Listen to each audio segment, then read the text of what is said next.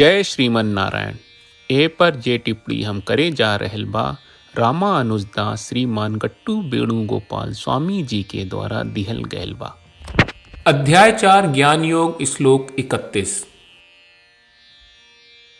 यज्ञशिष्ट अमृतभुजो यान्ति ब्रह्म सनातनं नायं लोकोऽस्त्य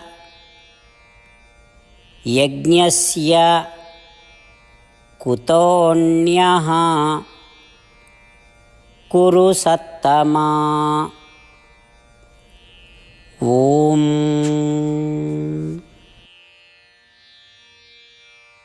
गीताचार्य श्री कृष्ण परमात्मा अर्जुन सहित हमनी सबके ज्ञान योग सिखा रहल बानी। भगवान कहत बाड़न कि अर्जुन अगर कर्म बुद्धि से कहल जाए ता ऊ कर्म योग हो जाला। ज्ञान का होला माने कि हर इकाई में आत्मा आत्मा की उपस्थिति के एहसास कहल और हर आत्मा में परमात्मा के उपस्थित परमात्मा के हमनी के प्रबुद्ध करे के प्रयास के एहसास कहल, ई सबके ज्ञान कहल जाला। ई तरह से अगर कर्म यज्ञ परमात्मा की सेवा के रूप में कहल जाए और जौन कुछ मिलल ओकरा परमात्मा के चढ़ावल जाए ता ओकरा बाद परमात्मा के आशीर्वाद के रूप में सेवन कहल जाए ता ऊ अमृत बा। अगर जीवन यही जियल जाव तरीका से ऊ लोग आत्म साक्षात्कार के प्राप्त जरूर करिए। अगर कमाई खाली शरीर के पोषण खातिर कहल जाए ता ना ई दुनिया में ओकरा इनाम मिली ना ही ओ लोग के ऊपरी लोक में कौनो सुख आनंद की प्राप्त हुई। ऊ लोग खातिर मोक्ष के प्राप्ति असंभव बा। ई तरह से परमात्मा हमनी के समझावत बाड़न कि हमनी के ई सुनिश्चित करे के चाही कि हमनी के आपन हर कमाई परमात्मा के अर्पित करी जा और ओकरा के परमात्मा के आशीर्वाद के रूप में सेवन करी जा, जौना से हमनी के आत्म साक्षात्कार की प्राप्त होई। परमात्मा के शिक्षा के मनन करत घरी हमनी के सब केहू परमात्मा के वचन के निम्नलिखित तरीका से दोहराई जा। यज्ञशिष्टामृतभुजो यान्ति ब्रह्म सनातनं नायं लोकोऽस्त्य यज्ञस्य कुतोऽन्यः कुरु सत्तमा। श्रीमद् भगवत गीता का पूरा सार श्री कृष्ण परमात्मा ने अध्याय 18वें के श्लोक 65 से 70 में 8 काम करे खातिर दिले बाड़े। श्री कृष्ण कहले हम ओ लोगन से प्रेम करनी जो लोग इन 8 बातन के मान तारे। हम ओ भक्तन के हर तरह से रक्षा करब। श्री कृष्ण परमात्मा के द्वारा बोलल गईल संपूर्ण भगवत गीता सुनला के बाद अर्जुन कहले करिष्ये वचनम त्वा, जेके मतलब बा कृष्ण मैं उही करब जौन आप कही। यही कारण बा श्री कृष्ण अर्जुन के हर तरह के सफलता आ विजय प्रदान करेले। आई परमात्मा के आपन व्रत देई कि हमनी के ये 8 गौ कर्म के पालन करी जा।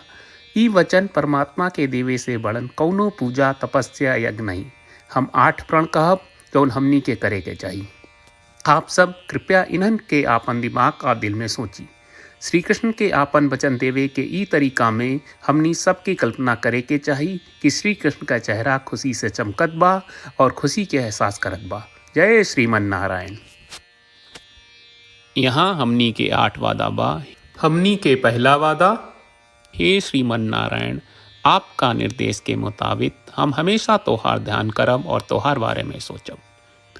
हमनी के दूसर वादा, हे श्रीमन नारायण आपका सलाह का अनुसार हम हमेशा आपका भक्त रहब।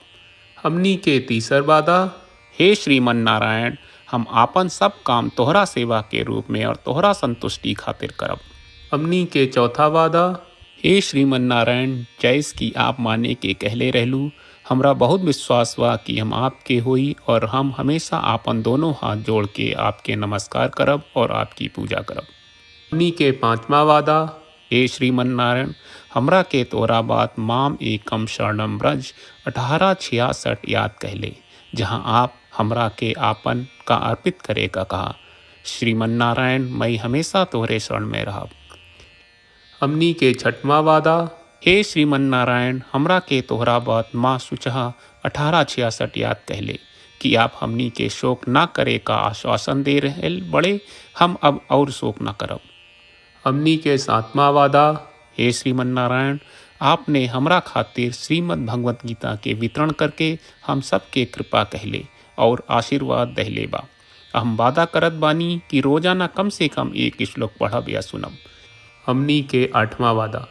हे श्रीमन नारायण, आप गीता के पूरा मानवता तक ले गयलू। हम गीता में आपके दिव्य वचन के उन भक्तन तक पहुँचावे के प्रयास करब जे गीता से अपरिचित बा। हे श्रीमन नारायण, हम उई करब जौन तू करे का कहब। हम ऐसन व्यवहार करब जैसन आप चाहत बानी और हम खाली आपका खातिर काम करब। श्रीमन नारायण के रोज आपन वचन देहल कि हम ओइस करब जैस आप कहत बानी, ही अपने आप में बड़न पूजा बा। श्रीमन नारायण, करशे वचनम त्वा। श्रीमन नारायण, हम तोरे निर्देश के मुताबिक काम करब। सर्वम श्री कृष्ण अर्पणम अस्तु। जय श्रीमन नारायण। यज्ञशिष्ट अमृतभुजो यान्ति ब्रह्म सनातनं नायं लोकोऽस्त्य यज्ञस्य कुतोऽन्यः कुरु सत्तमा। ओम यज्ञशिष्टामृतभुजो यान्ति ब्रह्म सनातनं नायं लोकोऽस्त्य यज्ञस्य कुतोऽन्यः कुरु सत्तमा। श्रीमन्नारायण, करिष्ये वचनं तव।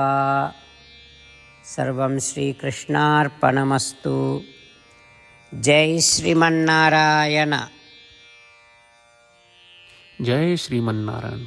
सब भक्त लोगों से विशेष अनुरोध बा, जीवन में हर चीज में हमनी के तत्कालिक और प्रभावशाली परिणाम की अपेक्षा रहेला। एकरा खातिर आइए रोजाना 1 मिनट के समय निकालल जाए और नारायण आश्रम पढ़ल जाए। नारायण आश्रम प्राप्त करे खातिर नारायण आश्रम वेबसाइट पर जाई, जो www.narayanashram.org है, और पंजीकरण में आपन नाम और ईमेल दर्ज करी। आपके द्वारा प्रदान कईल गई ईमेल पर आपका एक नारायण आश्रम PDF प्राप्त हुई। PDF में एक रामायण श्लोक, एक गीता श्लोक और एक विष्णु नामम बा। ये तीनों के मिल के नारायण आश्रम कहल जाला। हर व्यक्ति के ये श्लोक के अलग अलग संयोजन मिलेला। जब हर कोई 24,000 भक्तन के साथ रोजाना आपन नारायण आश्रम पढ़त आ सुनत बा, ता हर दिन संपूर्ण रामायण का 1 दौर, श्रीमद् भगवत गीता पारायण के 33 दौर और श्री विष्णु सहस्त्रनाम स्तोत्र पारायण के 24 दौर प्रतिदिन पूरा होएला।